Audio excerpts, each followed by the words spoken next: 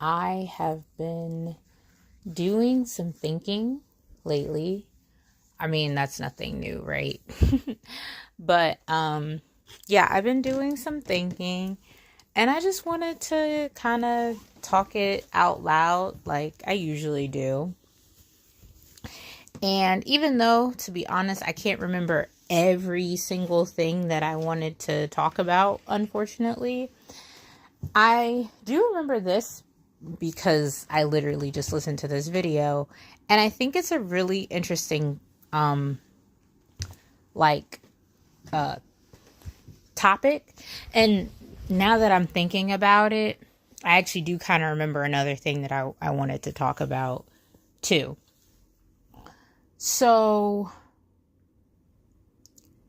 I guess first I'll talk about the other thing that I wanted to talk about. I think there were a few more things too, but so earlier today I was watching this video and they were talking about your partner is like a reflection of how much you love yourself.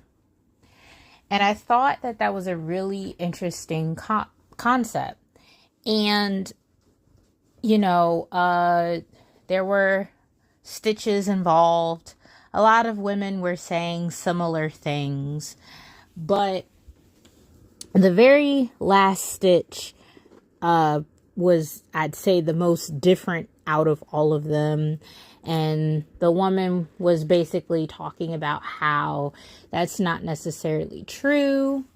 And then, there were other people who also said it's not necessarily true, or like, even if it is not necessarily in that context. And they were bringing up how, what'll really show how much you love yourself or whatever is your like family relationships, how you were raised, how you were treated by your parents, the relationships that you saw growing up, stuff like that. And I have to say, I never heard that take before, but I think it's very accurate. I think it's very true. I really do think that what you see growing up, like how you were treated, specifically by the people that you grew up in a household with, really is going to, in a big way, dictate how you love yourself, how you feel about yourself, and therefore what you pick. Now, the woman who was saying that like it's not a reflection of you and whatever, I agreed with her and disagreed with her at the same time, because I kind of felt like, while I did agree with points that she said, I also felt like she kind of missed the point, because the thing is, because she was kind of saying, you could be someone who you do love yourself and you get with someone thinking that they're a good partner, but then it turns out that they were just like putting up a facade and they're really a trash person. And, just because you chose a trash person thinking it was a good person, that doesn't mean you don't love yourself. And I agree. But that, I don't think, is what the original point was talking about. What it was talking about, at least from my perspective, is if that were to happen, right? If you did get into a situation where you're with someone, they seem like they're good, and then they turn out to be trash, at that point, the point where they turn out to be trash, if you continue to stay with them, then that shows something about you. Because if you chose them based on them being healthy, right, then that would show self-love. If they at any point, though, divert from that, then that's where you make your move. You leave if you have to. That is the self-love part of it. And I felt like that part got overlooked by her. Now, I do, though, feel like there's the whole thing of playing devil's advocate where, and one of the stitches actually really briefly brought it up. This woman was saying that she was married. She loves her husband, but she hates herself more than anyone else. And I was actually thinking that before it even got to her. Like, well, what about someone who hates themselves, but their partner actually is good and their partner does love them? Because while I would like to say that that does mean that deep inside they actually do love themselves, I don't think that that's necessarily the case. And it could just simply be that they just got lucky. And I think that also goes hand in hand with the whole thing of like when people say that if you don't love you, then other people can't love you, which I don't know if I've talked about it on my channel before. I think I may have once, but I don't believe that that's true. I do think that someone can love you even if you don't love you. However, for one thing, I think that that is extremely hard to find, for one. But more importantly, even if that happens, like if you have a partner who loves you while you hate you, the problem with that is if you still hate you, I still feel like you can't fully accept their love. Because, and it reminds me, maybe this was another one of those things that I wanted to talk about actually. It reminds me of this other video that I watched on, I think it was Psych to Go. I think that's the name of the channel. And it was talking about, or maybe it wasn't that actually. It might have just been a skit. Yeah, I think it was a skit, or they might have been similar topics. But basically, I was watching this skit where it was talking about someone being emotionally unavailable, and this person, and you know, the emotionally unavailable person was like, oh man, I like you so much, da, da, da, da. And the other person was like, wow, you know, I really like you too. And the other person was like, oh, you like me too? Oh, I don't like you anymore. And then, you know, people in the comments were talking about, and actually I saw it on Instagram too at one point, but it was talking about just how, you know, essentially when you don't value yourself, you feel like anyone who does value you, there has to be something wrong with them.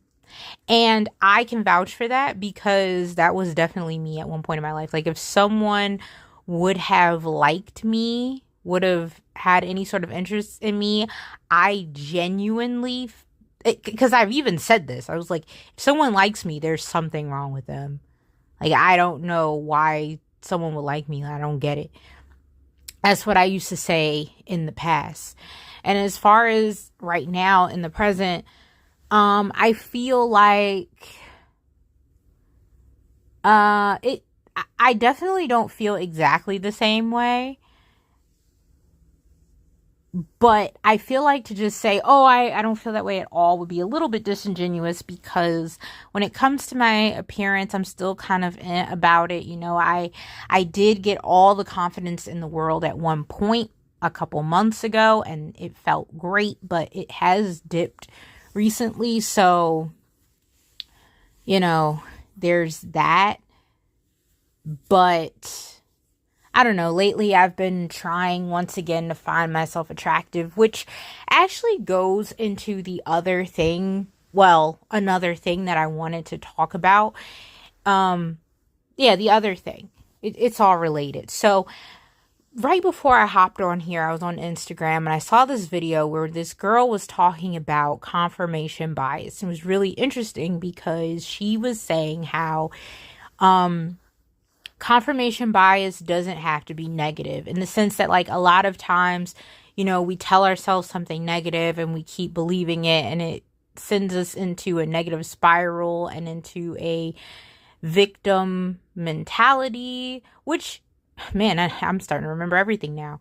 Because there was another video that I watched early this morning, and I was relating to it until I wasn't, because it was talking about being a late bloomer, right? And not experiencing a lot of things, and you know, the effects that it can have on you. And I was agreeing on all the effects she was saying that it can have.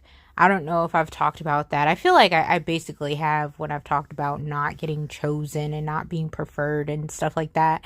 Oh yeah, the video was like about not being picked, right? That's what it's called. Okay. Memories coming back as I continue to talk. But yeah, so when she talked about the actual like effects of it and everything and you know, the things that you go through, I was like, yeah. But then when she talked about the reason for it, I fell off because while I do agree to a certain degree, I don't. I guess just because I feel like my circumstances are a little more unique, I think it would have applied more to me before, but not so much now. Because what she was saying was that essentially, when you are in the position where you're constantly not getting picked, and you know, there's a lot of things that can affect that. Like, normally it starts from home, which, you know, again, alluding to starting from home, like I talked about earlier, a lot of stuff. I keep saying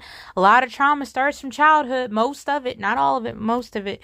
But, she was just saying basically how that kind of thing can shape your relationships. And so your relationships become a mirror, right? So if you grew up a certain way in your household and it made you feel a certain way, then a lot of times you go with that same mentality into other relationships. And so if it's negative, essentially, then you'll keep having these negative thoughts because it's I believe she called it, either she said it was a self-fulfilling prophecy, or I think she called it like a karmic circle, which I don't really believe in karma. Because to me, you know, I'm not even going to go into that. It's a whole nother subject. I'm not doing that right now. But she lost me with that because she, you know, she was basically saying once you break that cycle and once you think more positively of yourself, you'll start to get more positive relationships and stuff like that. I just don't agree. I don't. And if we relate that to the whole thing with not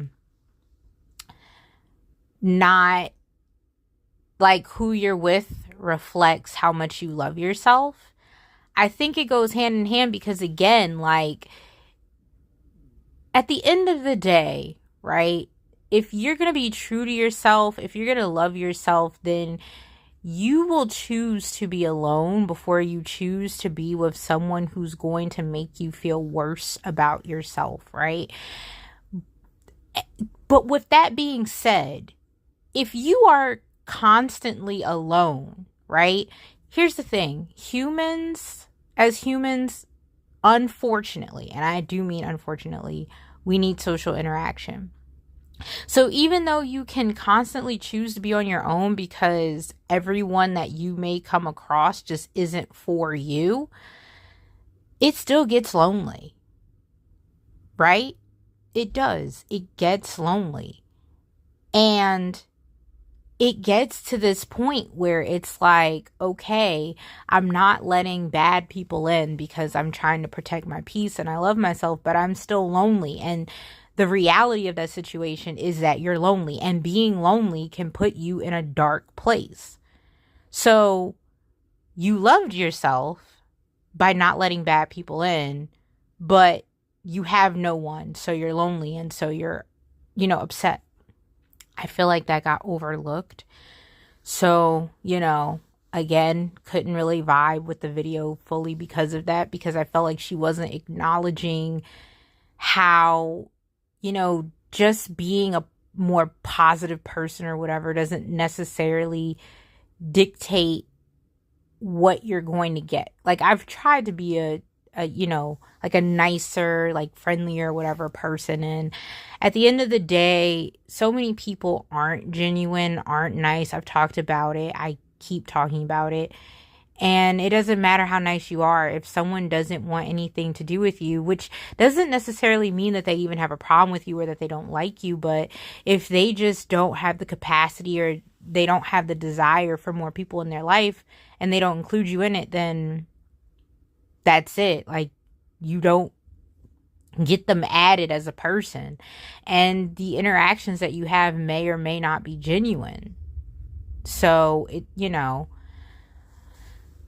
but that's why I think that the whole thing is, it's very, interesting. And as far as the confirmation bias, like I said, when I was watching the video earlier,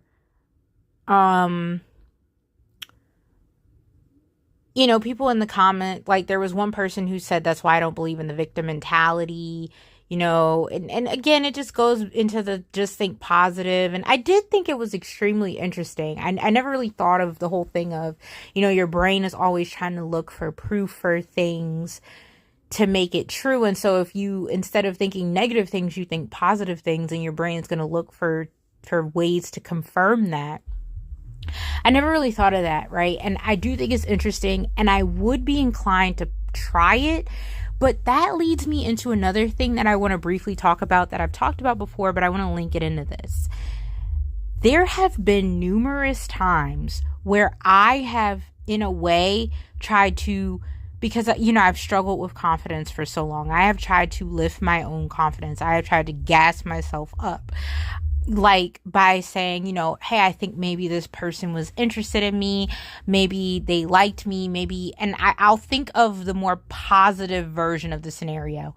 But what I've noticed is that when I discuss it with someone, they always flip it and make it the negative side. Like anytime I make it positive, someone actually talks me into thinking that it's negative. Like I'll be like, what, I think, I had this interaction and I feel like this person might have been interested in me. And then the other person will say, nah, I doubt it. And it's like, I'm actually trying to be positive, but then I have people going out of their way to make it negative. So now it's like, I'm not even allowed to attempt to even make something positive because other people are making it negative for me, which I think is just crazy, but it happens, So even when you try to be positive for you sometimes, and you try to boost your own confidence or gas yourself up, get a little bit of an ego, make yourself a happier person, other people will bring you down. And I think it's hard because, for me personally, because like people were saying in the confirmation bias video, one person was like, I would rather not gaslight myself. And I feel the same way. Part of my issue with wanting to like gas myself up is I don't want to become delusional, right? Now, part of me kind of feels like, well, why not become delusional? In all honesty, like if that'll make me feel better about myself, if that will actually make me happy, if being delusional will make me happy, then why not do it? That's what part of myself thinks. But then the other part of myself is like, well, the reason why you wouldn't do it is because if you go into all of these scenarios being delusional and they constantly keep not working out, it's going to create cognitive dissonance, I feel like, at a certain point, unless you just go to like the heavens of delusion, right? And anytime stuff doesn't go with your narrative, you just get even more delusional, and you're riding in this delusional cloud of just craziness, right? Because, when I was like really, really feeling myself as far as my looks, I kid you not, that was such an amazing feeling. I'm not gonna lie, I really would like to go back to that. I felt so beautiful. I felt legitimately, and I never felt like this in my life before, so that's also what made it special, but I felt like the most beautiful girl. I felt like anyone who saw me must have taken like a double take or something. Not necessarily like the world is trying to make me a model or something like that, but just people seeing me, and maybe not every person, but like most people on average looking at me and thinking, oh, what a pretty girl. I just had that in my head. I was thinking that like just almost, not everyone, but almost everyone must see me and think that I'm this pretty girl, this beautiful girl. And it felt so good. But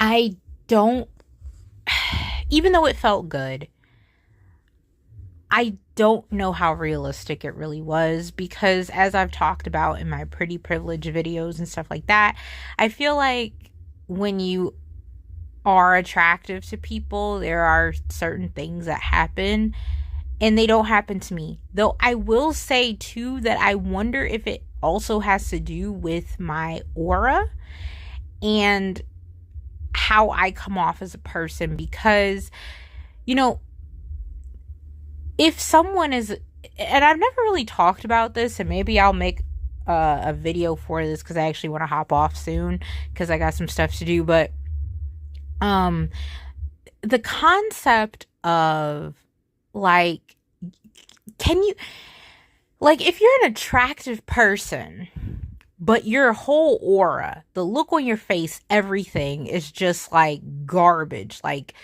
totally negative, you look like you don't want to be bothered, you look really mean, does that actually affect, you know, either people thinking you're attractive, or at least people like showing you in some way that they find you attractive? Because, like, maybe they still find you attractive, but because you look so unfriendly, people don't actually want to interact with you. And I feel like that is a facet of it that I've never really heard talked about. So it does make me wonder if I just seemed, because, you know, a lot of people talk about, like, confidence, right? And I definitely had it at one point, at least to a certain degree. Like, I still couldn't really look people in the eye, so I still don't know really that people were looking at me, even though sometimes I feel like I am. And once again, that goes into the delusional thing, right? Like, I kind of feel like, okay, am I being delusional thinking that all these people are looking at me? Because, like, here's the thing too, I'll say this now, granted, I will admit that, you know, partially because of the eye contact thing, I'm like kind of a wimp, and I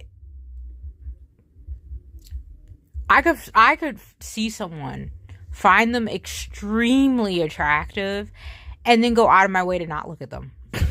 Make sure I don't make any eye contact, make sure I don't stare for too long, at least if there's any sort of, like, chance that they could see me staring. Like, I will specifically not look at them even though I really, really want to, because they're so attractive and I want to keep staring at them.